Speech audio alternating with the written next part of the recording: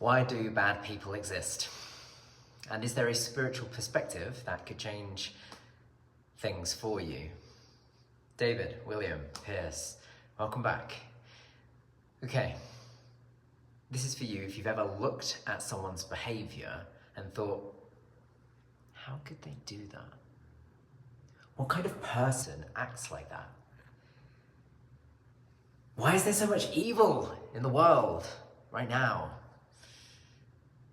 And perhaps you've even asked a deeper question, something like, if God is good and all-powerful, why does suffering exist at all?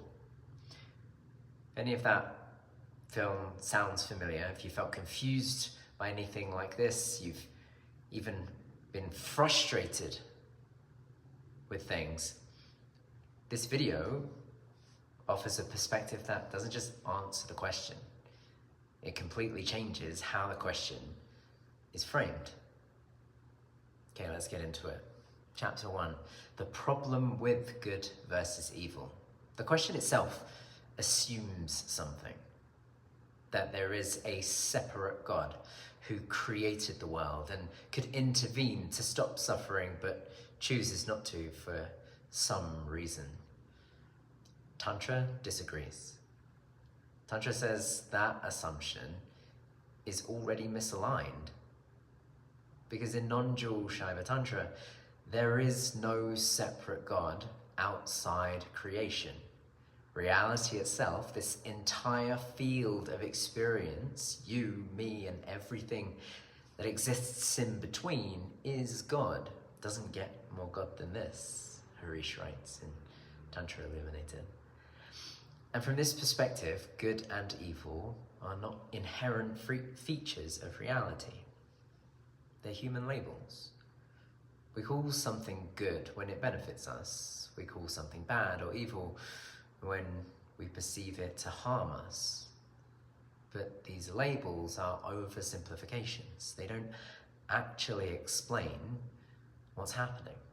Good and evil aren't built into reality. They are labels that we place on top of it.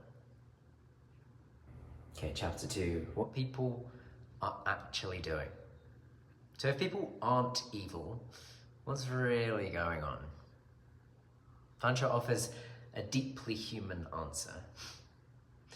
Everyone is simply trying to find happiness and freedom in the best way that they know how. Everyone, all of us, every single person, no exceptions, okay? The difference is not intention, the difference is understanding. Some people act from clarity and connection, whilst others act from confusion and disconnection. Okay, part 3. The 2 types of ignorance.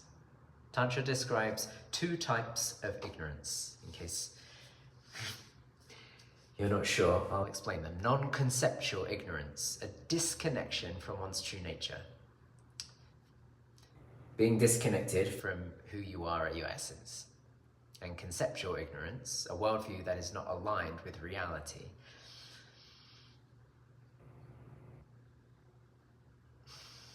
Misperceiving what's actually true. Abiding in a perception rather than embodied experience, truth. The second comes from the first.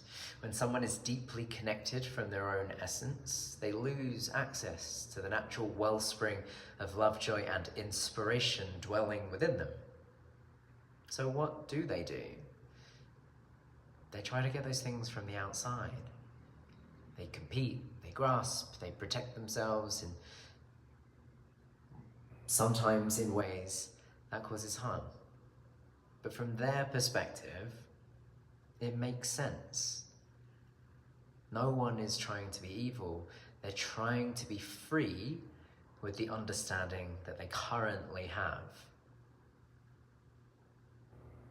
So there's a reason judgment doesn't work. Part 4, when we label someone as bad or evil, hello friend, we shut down understanding. we shut down our compassion. And without these, there is no real transformation. Because you cannot argue someone out of their worldview. Perhaps you've tried. People act based on their experience of reality, not your logic. It's why you often can't tell someone, especially those closest to you, the answer. Because sometimes it can be perceived as an attempt to control and take away their freedom. And that leads to rebellion. Instead, what if you guided them with questions so that they could discover the answer for themselves? That way, it truly lands for them because it's their own experience. It's not your suggestion. I have this analogy of you're doing a crossword puzzle and you're stuck with one of the questions and you ask someone for support. You're not asking them to necessarily tell you the answer, but to just give you a nudge in that direction because you want the satisfaction of discovering the answer for yourself. You know it exists within you. It just needs teasing out a little, and sometimes people can misinterpret that invitation for tease as, please do this for me. But discovering for ourselves, having the experience is what actually creates change. Not control, not moralizing, but direct experience of something different. And Tantra says that only love and compassion can provide that, because love is the one response that meets both love and hate appropriately. Compassion doesn't excuse behavior. It seeks to understand what created it. Okay, chapter 5, the deeper truth. At the deepest level, my understanding from my teachings, my studies, is that Tantra says all beings are expressions of the same consciousness. This is the view. If you haven't watched the video on the view, I'll leave it there. All beings are Shiva in different degrees of self-revelation. Some are more connected, some are more disconnected. But no one is separate from that source. We are all God, one consciousness experiencing the world through infinite pairs of eyes and nervous systems. And when someone is fully aligned with their true nature, they naturally act in harmony with life. Not because they should, but because it becomes the most natural expression of who they are. So if this teaching, if this offering has shifted something in how you see people, or even yourself, there is a full quiz linked in the description to help you integrate what we've explored in this video. Just 10 questions, you could do it in a minute. You can take the quiz, and if you want the answers, you can get them completely free. There is a link in the description. It's there to help this perspective land in a real and practical way for you, rather than just me telling you. Okay, final invitation.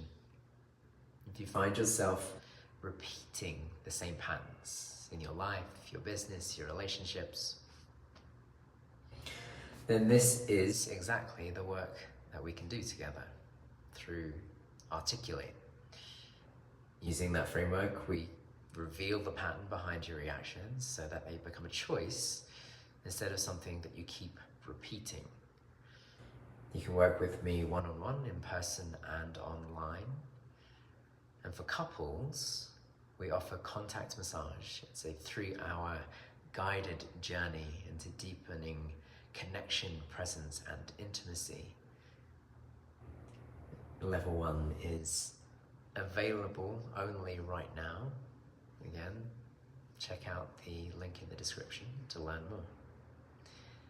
If this perspective resonates with you, then you're in the right place. You're welcome here. And you're welcome to join our community of international individuals committed to relational mastery and showing up as the best version of themselves and enjoying not just the journey, but the fruits of the seeds that are planted. Thank you for joining me. See you in the next transmission.